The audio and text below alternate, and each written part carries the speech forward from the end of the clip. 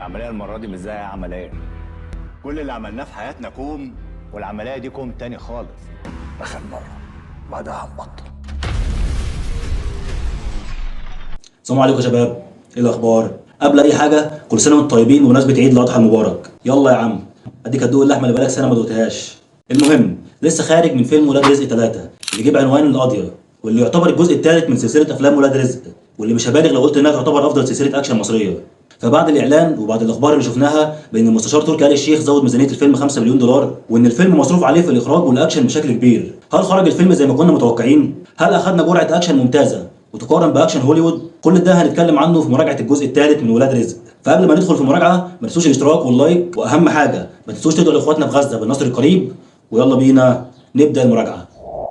طيب وكعاده الجزئين اللي فاتوا، فالجزء الثالث بيبدا في وسط عمليه من عمليات ولاد رزق، وبنشوف صاحبهم الجديد كوري اللي قايم بدوره علي صبحي، اللي كتير من الناس لما شافوا الاعلان استغربوا لما شافوه بالشكل ده مع ولاد رزق وكانه واحد منهم. في ناس قالت انه واخد مكان الفيشاوي او احمد داوود، لكنه بيطلع شخصيه مختلفه، فخلينا نسيب بقى الكلام عنه لما نوصل للممثلين. خلونا نبدا بقصه الجزء الثالث. بيبدا الجزء الثالث بولاد رزق وهم رايحين مكان الشربيني عشان يعلموا عليه زي ما علم عليهم قبل كده. وفي وسط الخناقه بين الطرفين بيتخطف رضا من شخص معين اسمه سلطان الغول، وخطف رضا لان ولاد رزق سرقوا منه ساعه ثمنها حوالي 20 مليون دولار. وزي الجزئين اللي فاتوا هيبدا الشخص المخطوف يحكي قصه العمليه من بدايتها لغايه الجزئيه اللي وصلته لهنا. والممثلين اللي شاركوا في الجزء الثالث كانوا الابطال الرئيسيين اللي احنا عارفينهم، احمد عز وعمرو يوسف وكريم قاسم، ومعاهم محمد ممدوح ونسرين امين. وضيوف الشرف كانوا كتير. اجتمع في الجزء ده كل الشخصيات اللي ظهرت في الجزئين اللي فاتوا، سواء سيد رجب، محمد لطفي، اياد نصار، او الشخصيات الجديده زي اسر ياسين واحمد فهمي واحمد الرفعي وعلي صبحي واسماء جلال. والفنانه فرح ظهرت في مشهد بسيط في بدايه الفيلم. ولو هرتب احسن الممثلين في الجزء الثالث كتمثيل مش كشخصيه، فاحسنهم كان احمد الرفعي. حرفيا ده احلى دور عمله في حياته.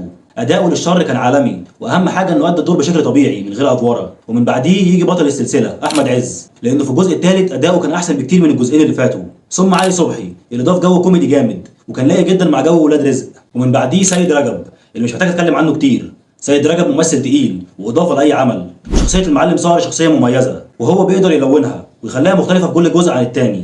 لكن احسن شخصيه بالنسبه لي في الجزء الثالث كان الشايب ثم كوري. والجزء الرابع اكيد معروف مين هيكون احسن شخصيه، ده شيء مش محتاج كلام. وبالنسبه لباقي ولاد رزق سواء عمرو او كريم فادائهم ما اختلفش عن الجزء اللي فات، ومحمد ممدوح نفس الكلام. لكن نسرين ادائها كان مميز ومختلف بعض الشيء عن الجزئين اللي فاتوا. اما احمد فهمي ما حسيتش باهميه الشخصيه اللي قايم بيها، بالنسبه لي كانت شخصيه عابره شفتها في افلام اكشن كتير. ومحمد لطفي واياد نصار دورهم ما اتغيرش، وحتى المشاهد اللي قاموا بيها كانت شبه المشاهد اللي قدموها في الجزء الاول والثاني، وبالذات محمد لطفي. واخر واحد وهو ضيف الشرف الاهم في الجزء الثالث وهو الملاكم العالمي تايسون فيوري، فلانه مش ممثل في ادائه ما يهمش طالما قام بمشاهد الاكشن وما اتكلمش كتير. وما تقلقوش انا مش ناسي اسماء جلال، لكن دول هيجي حبه كده. وبالشكل ده نكون خلصنا من الممثلين، فندخل على الايجابيات. بالنسبه لي كانت اهم ايجابيه اتباع نفس النهج من ناحيه السرد، باختصار نفس نظام الفيلمين اللي فاتوا، من ناحيه ان بيبقى واحد من ولاد رزق مخطوف او موجود في مكان معين وبيحكي القصه اللي ماشي بيها الفيلم، والخصم اللي قصاده هو اللي بيكون معمول عليه اللعبه. ففي ناس هتشوف ان ده تكرار، لكن بالنسبه لي ده كان جزء من هويه السلسله. ده اللي بيدي لولاد رزق الستايل بتاعهم عن اي فيلم تاني. والمهم عشان ما يبقاش تكرار انه ما يتقدمش بنفس الطريقه، وده اللي حصل. لان البلوت تويست المره دي جه بشكل مميز جدا. في جزء معين هتحسوا فيه ان رؤوف باعهم، وبالشكل ده فده تكرار للي حصل في الجزء الثاني. لكن الموضوع بيختلف لما بنعرف ان البلوت تويست المره دي واللعبه مش معموله على الطرف الخاطف، اللعبه معموله على صقر، وسلطان الغول اللي ظهر كان مزيف.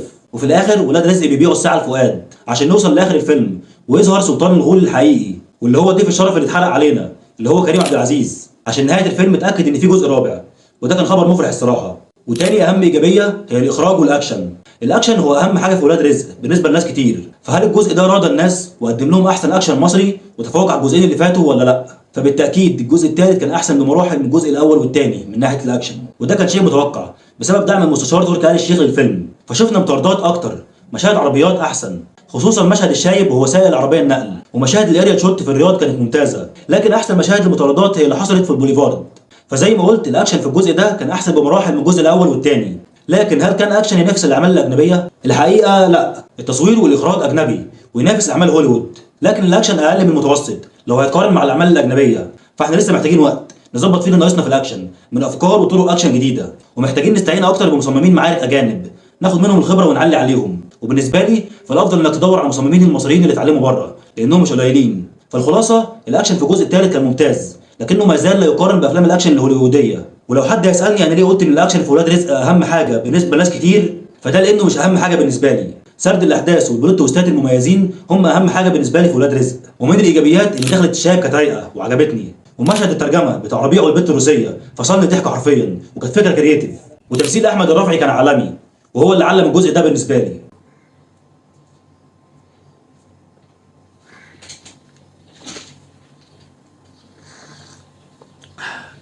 نيجي للسلبيات، واللي بالمناسبه ما كانتش قليله. اولها ان لغايه دلوقتي مش فاهم ليه ربيع كل شويه بتطلع له واحده شكل. في اخر الجزء الاول رضي رباب، وفي الجزء الثاني اختفت رباب وطلعت له هاجر، اللي لغايه اخر الفيلم وانا ما كنتش عارف هي مين وايه نظامها، عشان نيجي للجزء الثالث وتطلع لنا اسماء جلال. والمشكله انه لو كان من البدايه اتقدم على انه اي بنت بيعرفها بتكون سبوبه وخلاص كنا قلنا ماشي، لكن من البدايه وهو متعلق بواحده. صحيح ما كانش حاببها في البدايه لكنه حبها في الاخر. جه الجزء الثاني وما ظهرتش وظهرت واحده ثانيه. خلينا نقول هاجر كانت سبوبه تمام. طب سمر في اول مشهد بينها وبين ربيع قالت له ان اجل فرحهم، يعني كان هيتجوزها، وفي اخر الفيلم اتجوزها. طب فين رباب؟ فعلاقه ربيع مع ستات كانت عشوائيه ومش مفهومه. ولقطه الشايب لما مشي بالموتوسيكل في الميه كانت غبيه، دي حركه ما تدخلش على عيل صغير اصلا، فعيب تكون موجوده في فيلم موجه للكبار. وبسبب كثره احداث الجزء الثالث عن باقي الاجزاء كنت حاسس ببعض العشوائيه في الاحداث. لو كان الفيلم زاد تلت ساعه كمان كان هيكون مترتب بشكل احسن من كده. وفي نقطه كانت مستفزاني قوي، وهي ان اسماء جلال طالعه بشخصيه مستفزه بغباء، شخصيه غيوره بشكل اوفر وشكاكه. طالما انت عارفه انه بتاع نسوان وكل شويه بتشك فيه خلاص سيبيه، لكن مفيش بجنيه كرامه، عامله زي ام حنان. واخر سلبيه هي ان لسه اكبر مشكله في القصه مكمله، وهي المشاهد الجريئه من البدايه. واللي عجبني اصلا في ولاد رزق هو سرد القصه والبلوت تويست والاكشن، عشان ما حدش يقول لي ان القصه من اولها كده. انا من البدايه ومش عاجبني الشيء ده، يعني مش معترض دلوقتي بس. والمشكله انها زادت بشكل اكبر في الجزء ده. الجزء الثاني كان قليل فيه الموضوع ده ونجح. ليه ترجعوا تاني لكده وانتوا عارفين انكم كده كده ناجحين بالمشاهد دي ومن غيرها؟ فدي سلبيه وهتفضل سلبيه. وبكده اكون قلت رايي بالكامل في الجزء الثالث من ولاد رزق. هل هو احسن جزء من ناحيه الاكشن؟